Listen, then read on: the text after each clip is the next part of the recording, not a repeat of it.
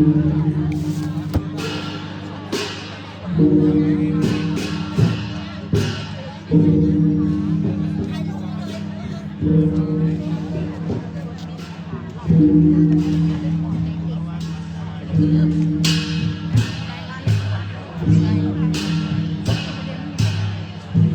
ับในระหว่างขอกราบเรียนถวายพิธีการแบบคร่าวๆเรียบง่ายตามสไตล์นะครับระหว่างที่พระมหาเถระได้เจิมฉัตรคณะช่างฟ้อนก็จะได้รับฟ้อนถวายเป็นพระบูชาพร้อมกันไปเลยพระสงฆ์ทั้งปวงนำโดยท่านพระครูสุจิตปัญญรัตน์จะได้นำพระสงฆ์นั้นเจริญชมพระทานพร้อมกันเลยนะครับซึ่งในการนี้ไม่ได้คุณหลวงพ่อท่านเจ้าคุณพระเทพปริยัติที่ปรึกษาเจ้าหน้าภาคเกียรติเจ้าวัดเกียรติยอดพระนำหลวงจะพร้อมด้วยคณะสงฆ์หลวงพ่อเจ้าคุณดร.สุวรรณเวทีหลวงพ่อท่านเจ้าคุณพระบำนาทรพิรัตน์หลวงพ่อเจ้าคุณพระมาราเวทีเป็นคุณดร.พระศิลปาจารย์จะได้เข้าสู่ในมณฑลพิธีและเจิมและทำตามลำดับนะครับและจะได้ส่งฉัตรนั้นให้เจ้าหน้าที่ขึ้นประดับตามดับสื่อต่อไปขอกราบรัตนาครับ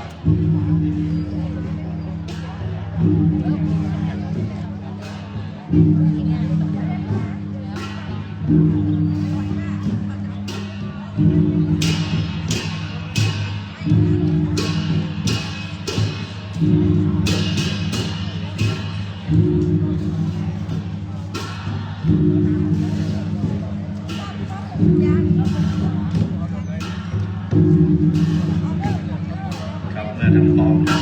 มาได้สัญญาจะได้เกิดปัญหา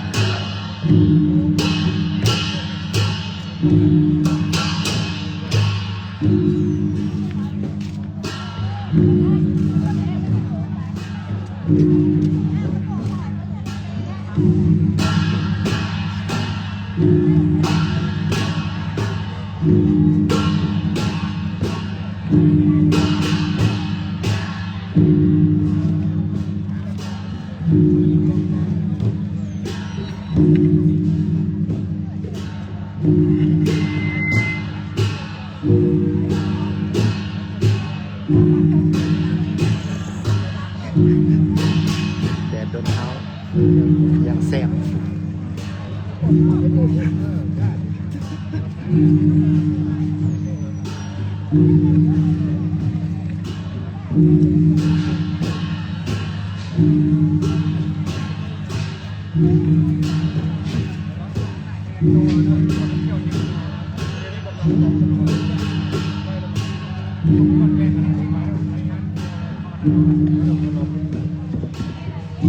ครับขอสวัสดีดีเลย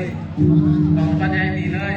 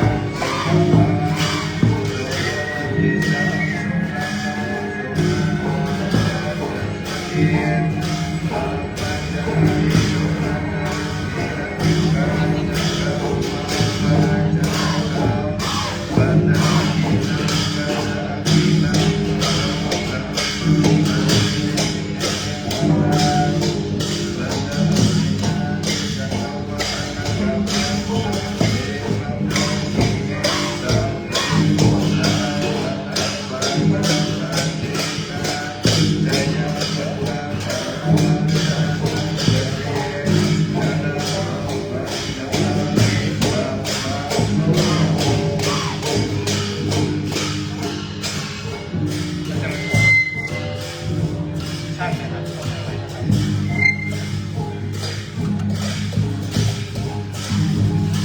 ร้อนม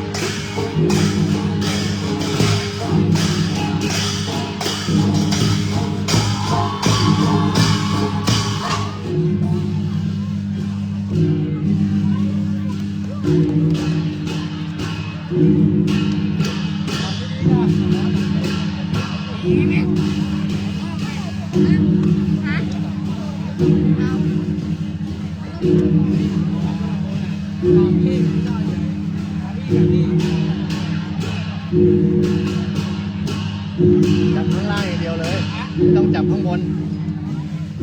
ไม่ต้องจับข้างบนเลยมันไม่หลุดหรอกแต่ถ้าจับสองมือเนี่ยหลุด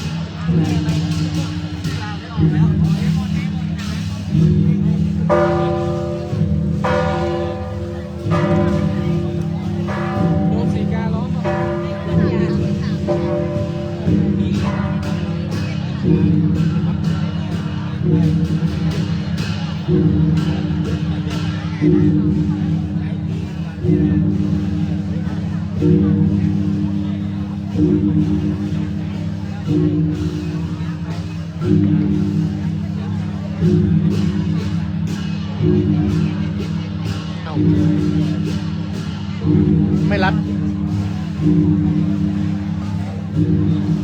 สายสิญจน์แล้วกันมาเติมแล้วนี่สายสิญจน์ไม่ได้เอา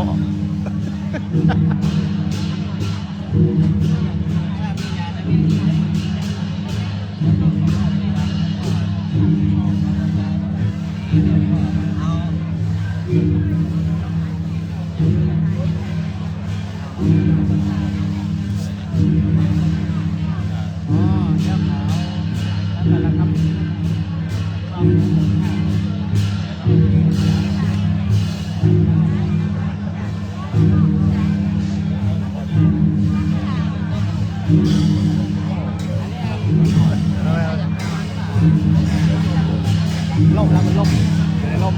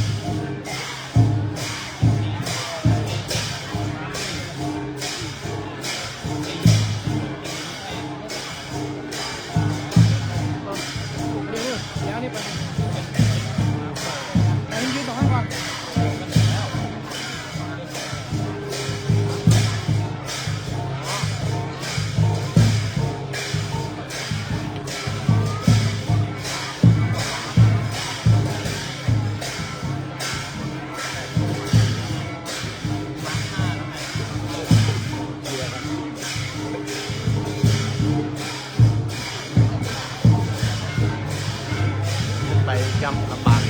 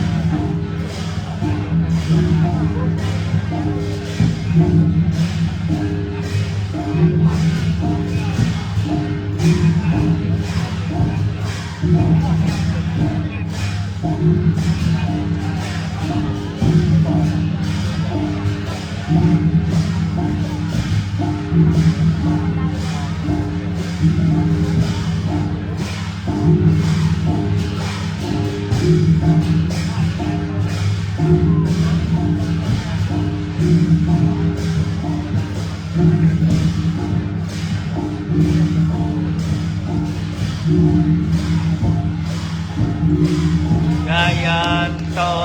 บริยาโมเลสักกายานังนันกันโตเอวังกวังเวชโยโมเอชยาสุชยามังอัปปลาสิตาปันดังเกเสเสปัตถเวโปกัลเล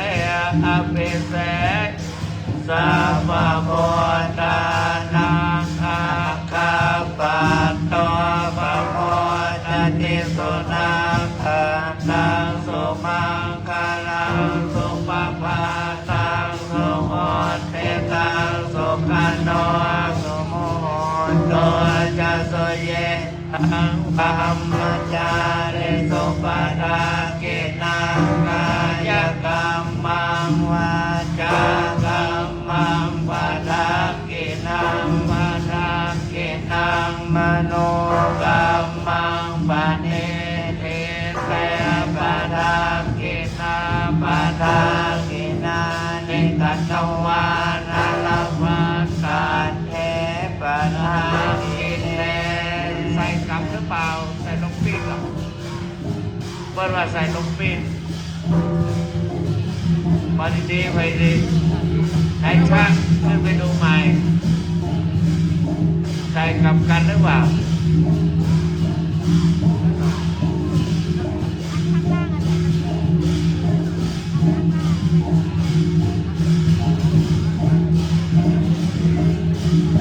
ถูกแล้วถูกแล้วถูกแล้ว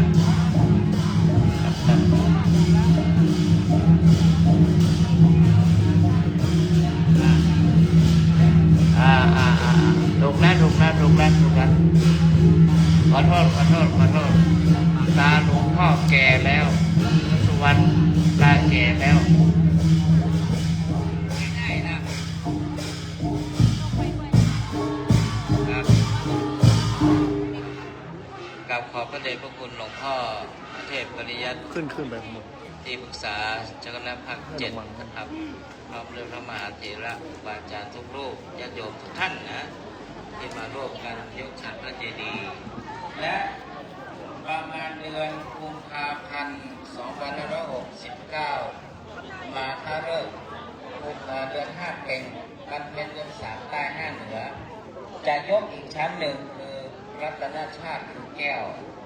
นะซึ่งมีแก้วจะยกอีกครั้งหนึงครับตอนนั้นจะชักเทรนนะขออนุโมทนาทุกท่าน